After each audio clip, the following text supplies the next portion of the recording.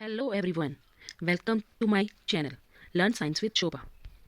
आज हम स्टार्ट करेंगे क्लास 7 का chapter number 1 nutrition in plants. Nutrition in plants हमारा कक्षा 7वीं का पहला चैप्टर है।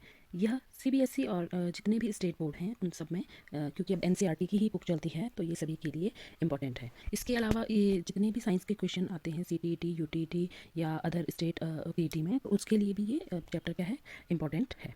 तो आप ध्यान से देखिए, ये एक एक करके इसमें सारी बातें बताई गई हैं, तो आप इस चैप्टर को अच्छे से देखिए। ओके, तो हम चैप्टर स्टार्ट करते हैं। न्यूट्रिशन इन प्लांट्स, हिंदी में कहते हैं इसे पादपों में पोषण। ठीक, तो सबसे पहले हमने पिछली क्लास 6वीं में पढ़ा था कि भोजन हमारे शरीर के लिए और सभी सजीवों के लिए इसेंशियल होता है। हमने भोजन के जो पोषक तत्व होते हैं, कंपोनेंट्स होते हैं, उनके बारे में पढ़ा था। तो सबसे पहला टॉपिक यही है कि पोषक तत्व, इंग्लिश में जिसे कहते हैं न्यूट्रिएंट्स, क्या होते हैं। ओके, तो न्यूट्रिएंट्स क्या होते हैं? कंपोनेंट्स ऑफ फूड, भोजन के अवयव होते हैं, जैसे carbohydrate, protein, fat, vitamin, minerals are known as nutrients of food. तो भोजन के पोषक तत्व कहलाते हैं। फिर आगे चलते हैं, जो नेक्स्ट टॉपिक है, जो कि हमारा चैप्टर है nutrition. Then what is nutrition? Nutrition it is the mode of taking food by an organism and its utilization by the body. Okay, तो पोषक जो पोषण होता है, पोषण एक क्या है, तरीका है भोजन लेने का, और उसके द्वारा शरीर का उपयोग किया जाना, उसी को हम क्या कहते हैं, पोषण कहते हैं। अर्थात हमने भोजन ले किस तरीके से लेना है और हमारी बॉडी उसे किस किस काम के लिए यूज़ करती है, उस वो कहलाता है पोषण। ठीक, नेक्स्ट है कि जो न्यूट्रिशन होता है वो प्लांट्स में अलग तरीके से होता है और एनिमल्स में अलग तरीके से होता है। तो ह्यूमंस एंड एनिमल्स डायरेक्टली और indirectly depends on plants. Okay, हमने 6 में भी पढ़ा था, कुछ हर्बीवोर्स होते हैं, कुछ कार्निवोर्स होते हैं, कुछ ओमनिवोर्स होते हैं। जो प्लांट्स होते हैं वो किस तरीके से फिर अपना भोजन लेते हैं, तो इस चैप्टर में हमने प्लांट्स के ही बारे में पढ़ना है। ओके, तो मोड्स ऑफ, नेक्स्ट जो आपका टॉपिक है वो है modes of nutrition in plants. तो जो प्लांट्स में पोषण होता है वो 2 तरीके से होता है। पहला है ऑटोट्रॉपिक न्यूट्रिशन और second one is heterotrophic nutrition. पहला ऑटोट्रॉपिक न्यूट्रिशन का मतलब है स्वपोषी पोषण।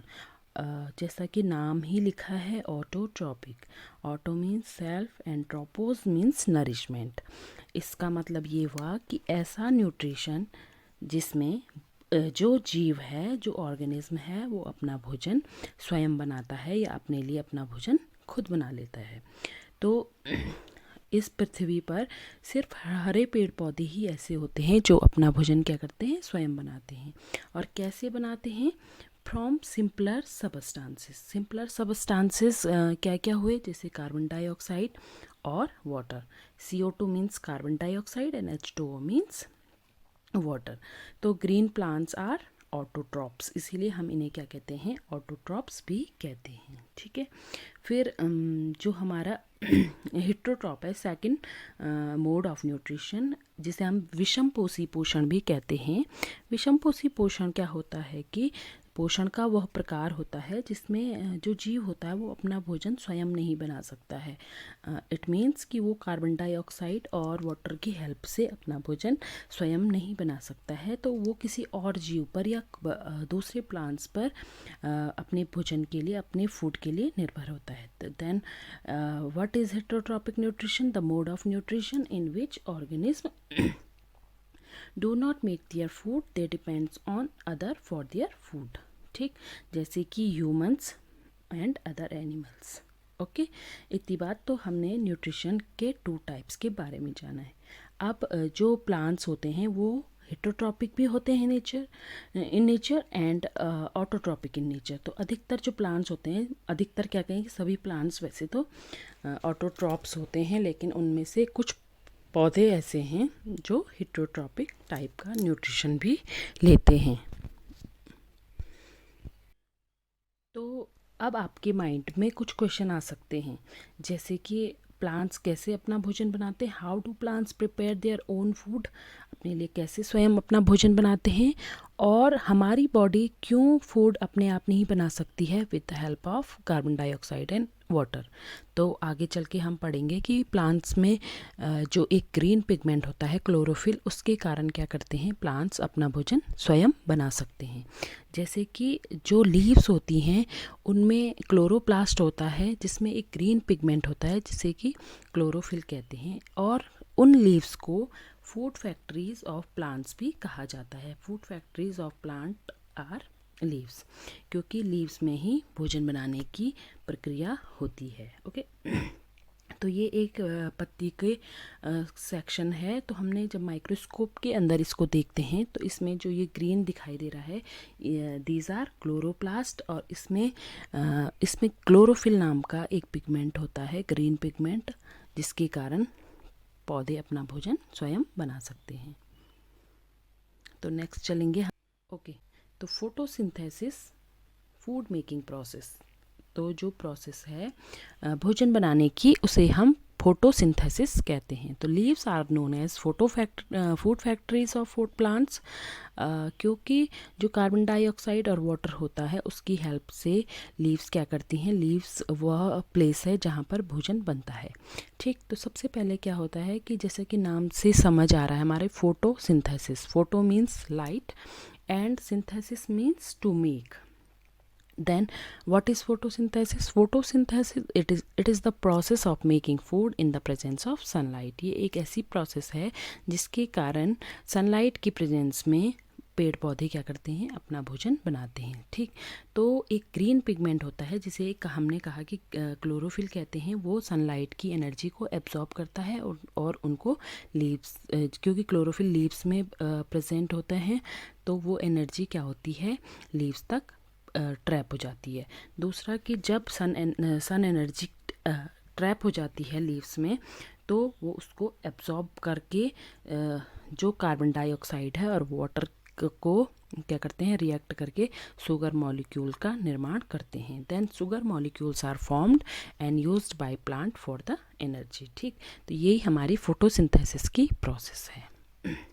नेक्स्ट चलेंगे, तो अगर हम इसके डायग्राम की तरफ चलें तो फोटोसिंथेसिस रेसिपी क्या है, ये सन देखिए यहाँ पर सनलाइट, सन से सनलाइट आ रही है और जो लीव्स हैं वो क्या कर रही हैं, लीव्स की सरफेस पर छोटे छोटे टाइनी पोर्स होते हैं जिन्हें स्टोमेटा कहा जाता है। ठीक, तो जो स्टोमेटा होते हैं उनके थ्रू जो कार्बन डाइऑक्साइड है, ओके, जो कार्बन डाइऑक्साइड है और जो वाटर है, वाटर कहाँ से आएगा, ऑब्वियसली वाटर जो है वो प्लांट्स की रूट्स के थ्रू क्या करेगा, एब्जॉर्ब होगा, सॉइल से आएगा वाटर और प्लांट्स के लीव्स तक पहुंच जाएगा।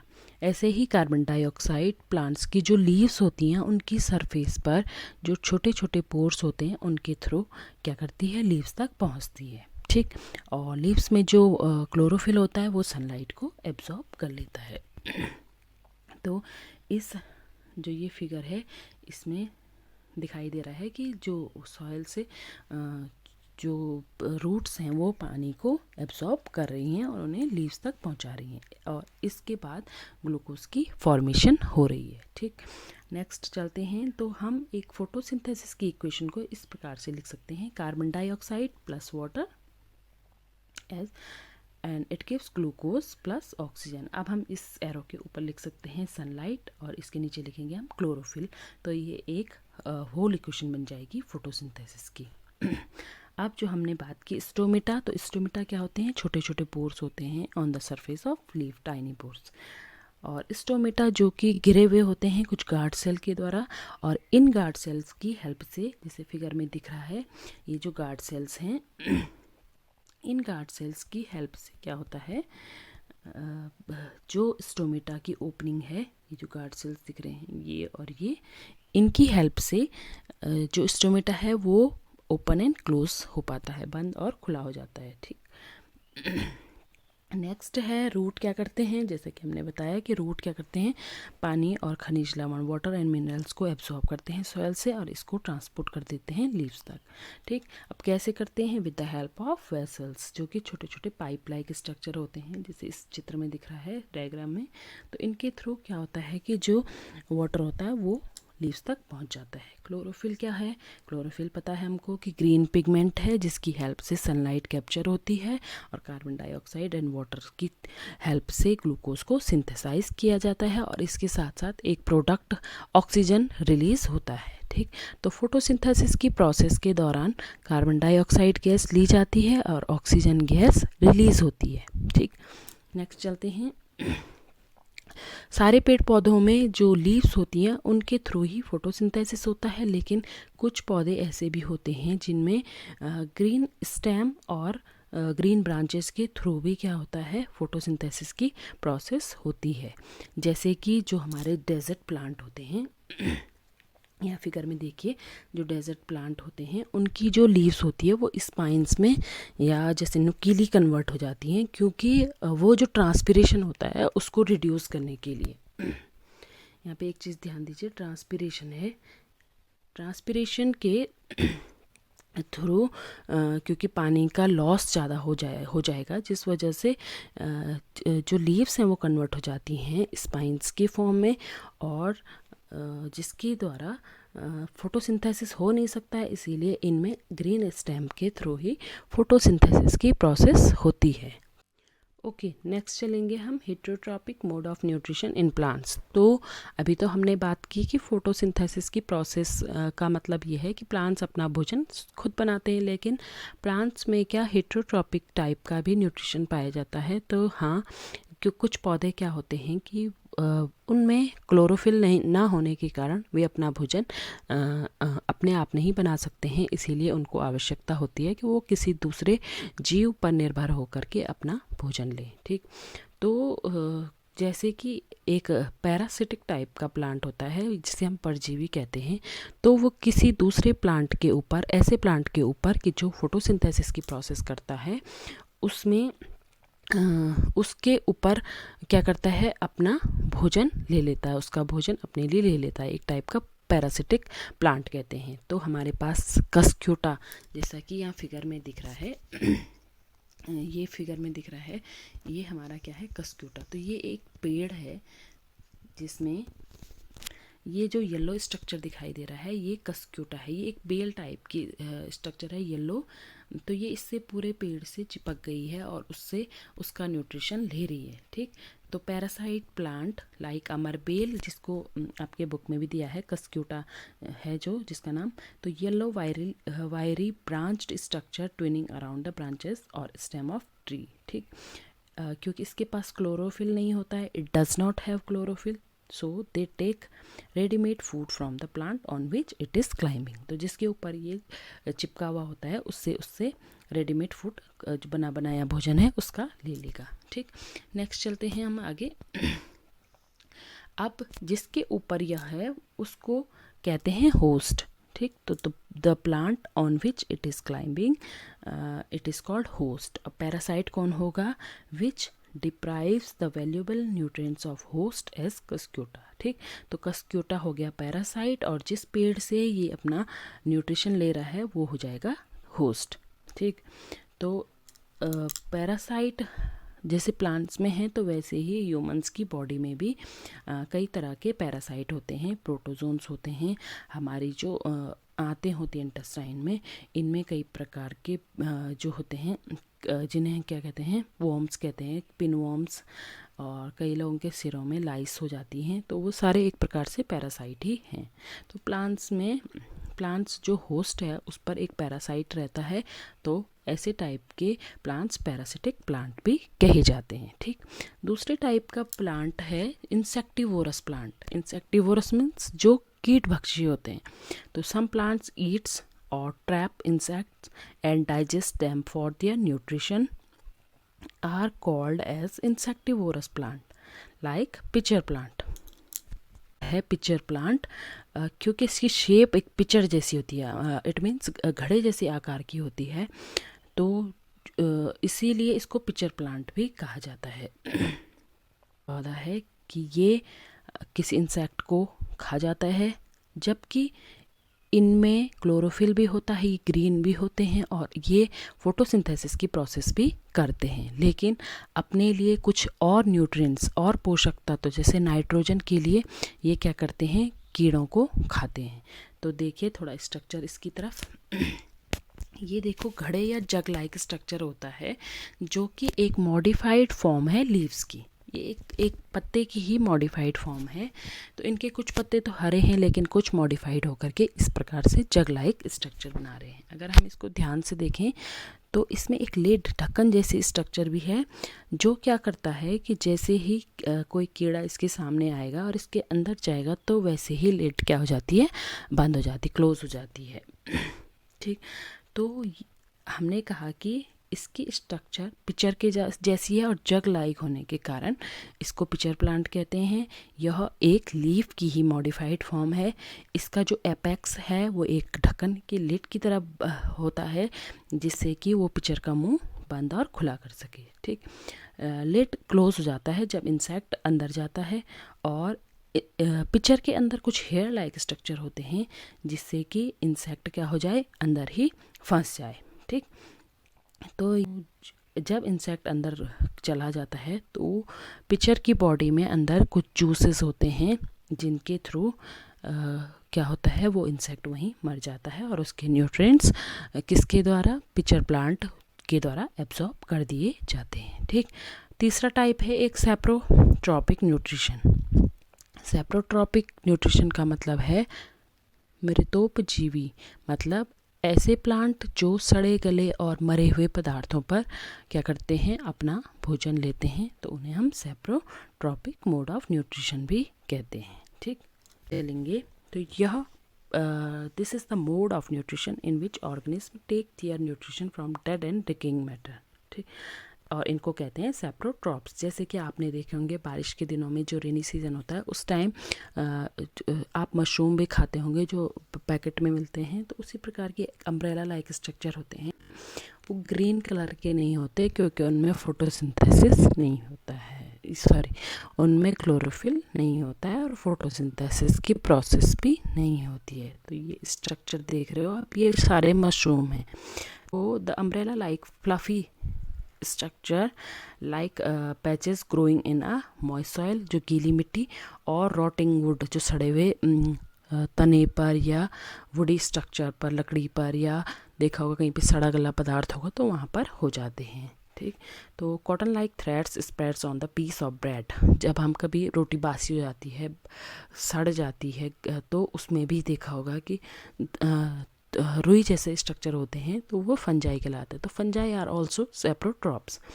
तो कुछ फंजाई हमारे लिए यूज़फुल भी होते हैं, कुछ मेडिसिन्स के काम में भी आते हैं, और कुछ हमारे लिए क्या करते हैं, डिजीज़ेस भी कॉज करते हैं। तो some are useful for us and some causes disease in plants और as well as animals.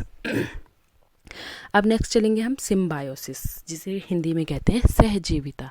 Symbiosis का मतलब है कि एक ऐसा संबंध, रिलेशनशिप, जिसमें दो या दो से अधिक जो ऑर्गेनिज्म होते हैं वो एक साथ रहते हैं। अब क्यों साथ रहते हैं, वो अपने अपने फ़ायदे के लिए साथ में रहते हैं। किसी को शेल्टर मिलता है तो किसी को न्यूट्रिएंट्स या न्यूट्रिशन मिलता है। So the symbiosis is the relationship in which some organism live together and share both shelter and nutrients is called symbiosis. तो एक एग्जाम्पल है बहुत ही अच्छा कि fungi lives inside the root of plant. क्या है, कुछ फंजाई क्या करते हैं, प्लांट की रूट में रहते हैं। एक सरल सा एग्जांपल है लाइकेन का। Lichen is a symbiosis of an alga and a fungus. Lichen क्या है, एक एल्गा और एक फंगस का क्या है कि इसमें एक एल्गा फंगस के साथ रहता है, क्योंकि एल्गा के पास क्लोरोफिल होता है और वो अपना भोजन बना सकता है, तो फंगस को वो अपना भोजन देता है और फंगस उसको शेल्टर, पानी और मिनरल्स प्रोवाइड करता है। ठीक, थैंक यू स्टूडेंट्स। ये हमारा चैप्टर फर्स्ट का अभी एक पार्ट है, और सेकंड पार्ट में हम जानेंगे इसके आगे का पोर्शन पढ़ेंगे कि जैसे सॉयल होती है तो उसमें कुछ न्यूट्रिएंट्स, क्योंकि जब क्रॉप्स उगाई जाती हैं तो वे क्रॉप्स क्या हो जाती हैं, बार बार न्यूट्रिएंट्स लेने के कारण सॉयल क्या करती है, अपनी फर्टिलिटी को क्या कर लेती है, खो लेती है, जिसके कारण क्या होता है, सॉयल की फर्टिलिटी धीरे धीरे कम होने लगती है। तो कैसे सॉयल की फर्टिलिटी को भी कुछ ऐसे प्लांट्स या कहें हम बैक्टीरिया के थ्रू बढ़ाया जा सके, तो इसे हम नेक्स्ट टॉपिक में, नेक्स्ट वीडियो में पढ़ेंगे। और वीडियो को लाइक, शेयर एंड सब्सक्राइब जरूर करिएगा। Thank you.